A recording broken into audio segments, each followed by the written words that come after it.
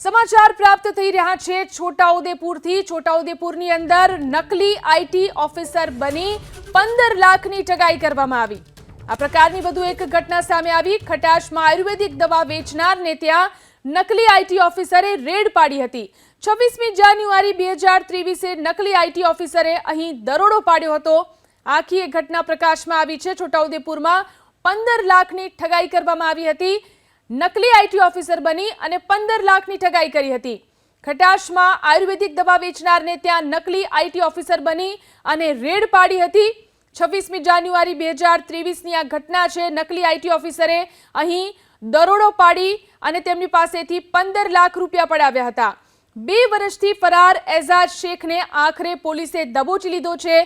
વડોદરાના તાંદલજાનો એઝાઝ ફરિયાદ નોંધાયા બાદ ફરાર થઈ ગયો હતો।